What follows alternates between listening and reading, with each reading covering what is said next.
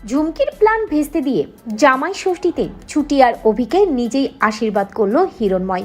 প্রতিজ্ঞা ধারাবাহিকে দেখা যায় ওই নির্জন বাড়িতে অভি এবং ছুটি দুজনেই নিজেদের অজান্তেই মদ খেয়ে ফেলে আর তারপর দুজনেই মাতাল হয়ে যায়।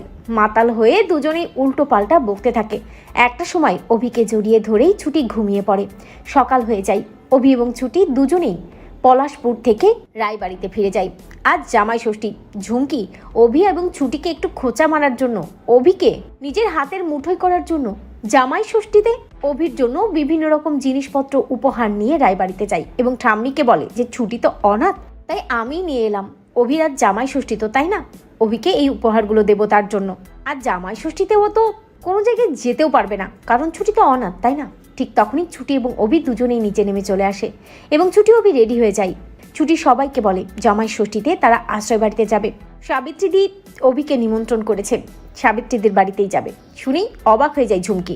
অভি যখন ছুটির হাত ধরে ইলিশ মাছ, মিষ্টি এগুলো নিয়ে বেরিয়ে পড়ে সাবিত্রীদের বাড়িতে যাওয়ার জন্য, তখন ঝুমকি মনে মনে ভাবে জামাই ষষ্ঠী করাচ্ছি, দাঁড়াও, এমন চল চালবো না, জামাই ষষ্ঠী 12টা বেজে যাবে। এই বলে ঝুমকি নিজের বাড়িতে চলে যায় আর তারপর খুব রেগে থাকে। হিরণময় ঝুমকিকে বলে, কি রে পরিমা, কি হয়েছে, তুই এমন কেন করছিস? মনে মনে ভেবে নেয় ঝুমকি, এই সুযোগ, এই বুড়োটাকে কাজে লাগিয়ে আমাকে যা করার করতে হবে। ঝুমকি কাঁদতে কাঁদতে হিরণময়কে বলে, জানো তো বাবা, ছুটি তো অনাথ, তাই না? জামাই ষষ্ঠীতে আমি ছুটি আর অভির জন্য উপহার নিয়ে গিয়েছিলাম আর ওরা দুজন আমাকে অপমান করে বাড়ি থেকে বের করে দিয়েছে।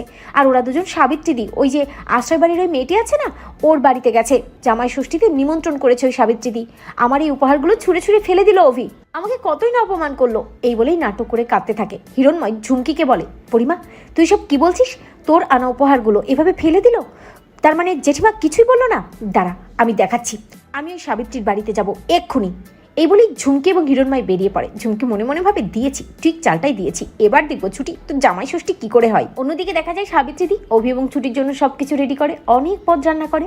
অভি এবং ছুটি দুজনকেই বসতে বলে এবং জামাই আদর করে অভিকে খেতেও বলে। ছুটি সাবিত্রীদিকে বলে যে, সাবিত্রীদি তুমি আমার জন্য যা করছো আমি কখনোই এই ঋণ শোধ করতে পারবো না, মনে হয় আগের জন্মে তুমি আমার বউনি ছিলে। সাবিত্রীদি আর ছুটি দুজনেই চোখের জল ফেলে।